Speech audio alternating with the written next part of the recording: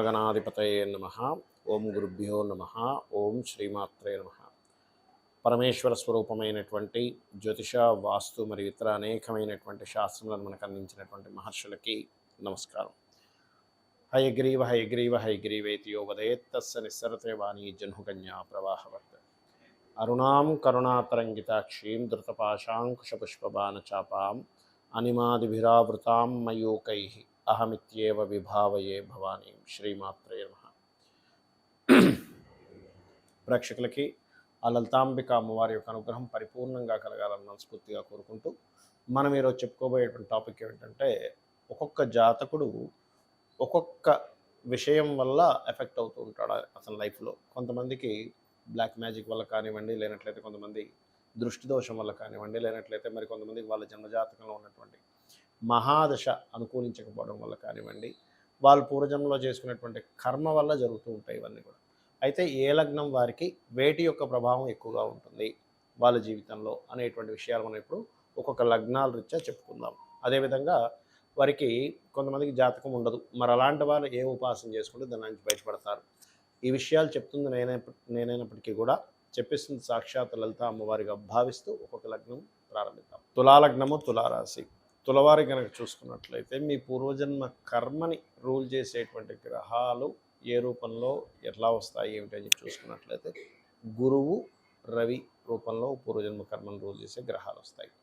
అయితే అవి ఒక్కోసారి పాజిటివ్ రూపంలోనే రావచ్చు, నెగిటివ్ కోణంలో రావచ్చు. పాజిటివ్ రూపంలో వస్తే ఎవరైనా ఎంజాయ్ చేస్తారు, ఇట్స్ గుడ్, పేరు ప్రఖ్యాతలు రావడం, మంచి అంటే ప్రతి దాంట్లో సక్సెస్ రావడం, ఇవన్నీ కూడా ఉంటాయి. పేరు ప్రఖ్యాతలు, సక్సెస్, ఒక లైఫ్లో ఒక మంచి అచీవ్మెంట్ అవ్వడం, ఇవన్నీ కూడా ఉంటుంది. కానీ ఇదే రవి గురువులు కనుక తులాలగ్నాన్ని కనుక పాడైనట్లయితే ఈ జన్మలో ఇప్పుడు అనుభవిస్తున్నటువంటిది పూర్వజన్మలో చేసినటువంటి కర్మ ఇవన్నీ కూడా రూపాల్లో వస్తాయి. ఎలాగంటే కాస్త సిబ్లింగ్ వరుస వాళ్ళతో అనవసరమైన గొడవలు రావడం, చెడ్డ పేరు రావడం, మీరు మంచి చేస్తున్నా సరే చెడు పేరు రావడం, అదేవిధంగా ప్రమోషన్స్ ఇదిగో ఇస్తామని చెప్పి సంవత్సరాలు గడిపేస్తూ మీకు ప్రమోషన్స్ అనేటువంటివి ముందుకి కలగకుండా ఉండడం, ఇటువంటివి కాస్త ఎక్కువగా కనబడుతూ ఉంటాయి మీ లైఫ్లో.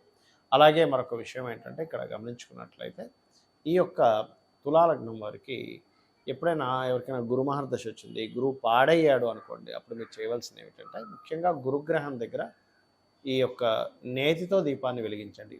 పసుపు ఒత్తికి కాస్త పసుపు రాసి దీపాన్ని కనుక వెలిగించినట్లయితే మరింత మంచి ఫలితం వస్తుంది. అలాగే ఒక్కొక్కసారి ఏమవుతుందంటే రవి గురువులు ఇద్దరూ కలిసి ఒక్కోసారి బ్యాడ్ కాంబినేషన్స్లో ఉన్నప్పుడు దాని ప్రభావం మరింత పెరుగుతూ ఉంటుంది. అంటే పూర్వజన్మ కర్మ ఎక్కువగా అనుభవించాల్సి వస్తుంది. అందుకే చూడండి, కొంతమంది కోర్టు కేసులు ఎదుర్కొంటున్నారు, లేనట్లయితే చాలామంది ఏంటంటే ఈ గవర్నమెంట్ రిలేటెడ్ సంబంధించిన ఇష్యూస్ ఎదుర్కొని ఇట్లాంటివి జరుగుతుంటాయి కొంతమంది.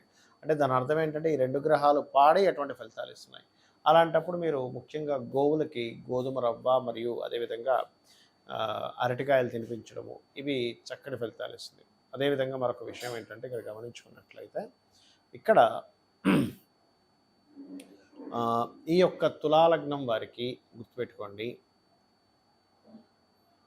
గురువు గనక మరింత ఎక్కువగా పాడైనప్పుడు ఏమవుతుంటుందంటే సర్వసాధారణంగా ఇంట్లో ఏవో పూజలు చేసుకుంటుంటారు, కానీ అవి ఒక్కొక్కసారి తెలిసో తెలియకో చేసే తప్పిదాల వల్ల ఇబ్బందులు వస్తూ ఉంటాయి, గుర్తుపెట్టుకోండి. అలాగే మరొక విషయం ఏంటంటే ఎవరికైనా సరే గురుగ్రహం కనుక పాడైంది, అలాంటప్పుడు కాస్త కొలెస్ట్రాల్ ఎక్కువ ఉండేటువంటి ఫుడ్స్ తినడం వల్ల ఆ రోగ రూపంలో వస్తూ ఉంటుంది.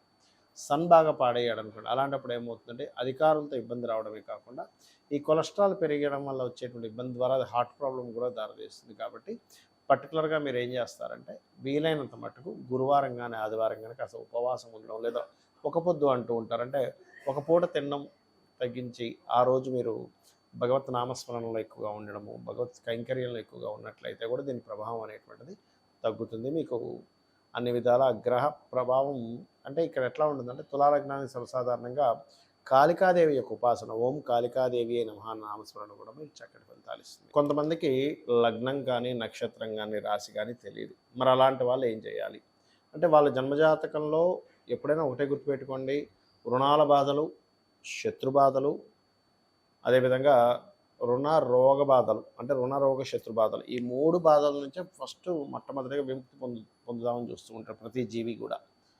అయితే ఈ యొక్క అంశం అనేటువంటి ప్రతి జీవికి ఉంటుంది, మనుషుడికి మాత్రమే కాదు. మరి ఈ జాతకం తెలియనప్పుడు ఏం చేయాలి అంటే సూర్య ఆరాధన అన్నిటికంటే ముఖ్యమైనటువంటి సూర్య ఆరాధన చేయండి. రెండవది ఏంటంటే మీకు ఇష్టదైవం ఎవరైనా ఉంటారు, అంటే శివుడు కావచ్చు, నారాయణుడు కావచ్చు, అమ్మవారు కావచ్చు, ఎవరైనా కావచ్చు, గుర్తుపెట్టుకోండి. ఒకటే, వాళ్ళ యొక్క నామస్మరణ తీసుకొని వాళ్ళ మంత్ర సాధన చేస్తూ ఉండండి రెగ్యులర్గా. అంటే వారి యొక్క నామాన్ని తీసుకొని ఓం నమో నారాయణాయ, విష్ణువుని కనుక మీరు ఇష్టపడుతూ ఉన్నట్లయితే, లేదంటే ఓం నమ శివాయ, ఓం శ్రీమాత్రే నమ, లేదా ఓం స్కందాయ నమ, ఓం మహాగణాధిపతయ నమ, అంటే మీ ఇష్టదైవాన్ని ఏదైనా తీసుకొని దానికి ముందు ఓము లాస్ట్లో నమః కలుపుకొని చేసుకోండి రోజు.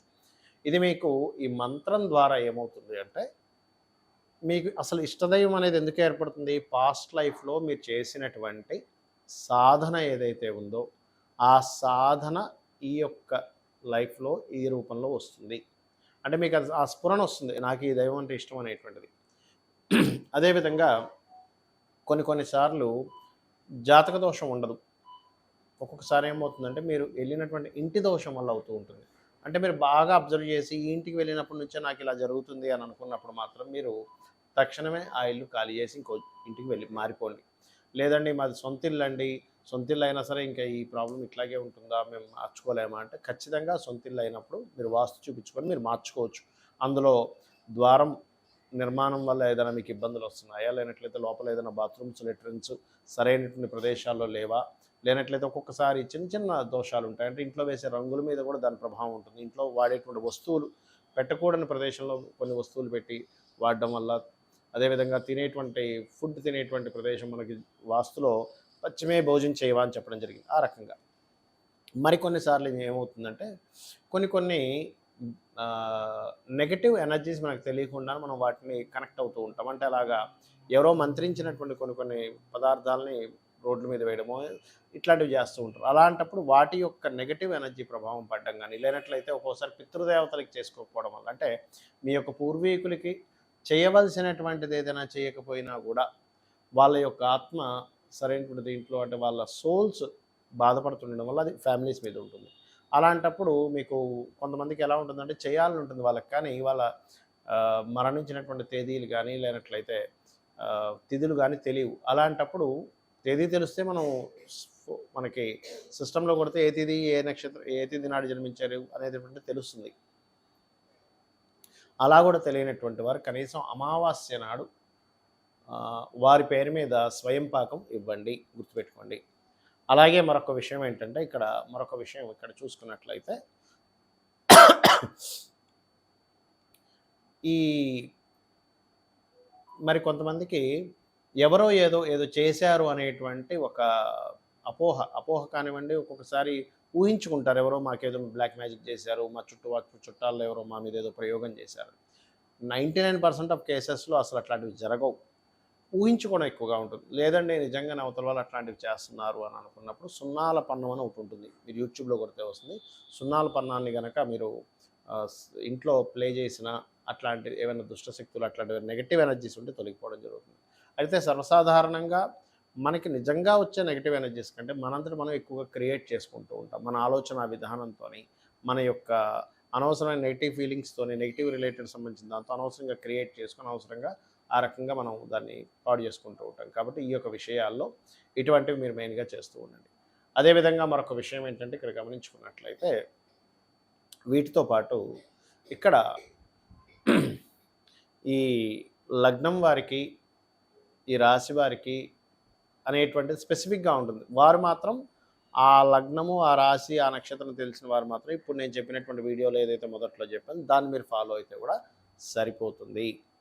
ఇక కొన్నిసార్లు ఏమవుతుందంటే దశ బాగోదు, అంటే మహాదశ మారినప్పటి నుంచి ఇబ్బంది వస్తుంది. అలాంటప్పుడు ఆ మహాదశ నాదుడికి వెళ్ళి మీరు ఆ గ్రహానికి చక్కగా మీరు దీపారాధన చేయడము, లేనట్లయితే ఆ గ్రహం సంబంధించిన దానం ఇవ్వడం చేయండి. గోశాలకు రెగ్యులర్గా వెళ్తుంటే కూడా మీకు ఉండేటువంటి పూర్వజన్మ కర్మ అనేటువంటి తొలగుతుంది. గోశాలకు వెళ్ళి ప్రధానంగా మీరు బెల్లం గోవులకు తినిపించడము, అదేవిధంగా ఎక్కువ అప్పులు ఉన్నటువంటి వారు గోవుకు తినిపించి ఓం అపర్ణాయ నమః అనేటువంటి మంత్రాన్ని గోశాలలో కనీసం ఒక 40 నిమిషాల నుండి కనుక చేస్తున్నట్లయితే త్వరగా మీ అప్పులు తీరేటువంటి ఛాన్సెస్ ఎక్కువగా పెరుగుతాయి. అదేవిధంగా మరింత ఎక్కువగా శనికి సంబంధించిన దోషాలు ఎక్కువగా ఉన్నాయండి, చాలా పీడన అనుభవిస్తున్నాం అనుకునేటువంటి వారు మూకుడులో ఒక నూనె వేసి ఆ నూనెలో మీ ఫేస్ని చూసుకొని ఆ నూనెని శివాలయంలో దీపారాధన కోసమని ఇవ్వండి. ఇచ్చినట్లయితే మీకు ఆ దోషం అనేటువంటిది తొలగుతుంది. ఇది కూడా శనివారం చేయండి.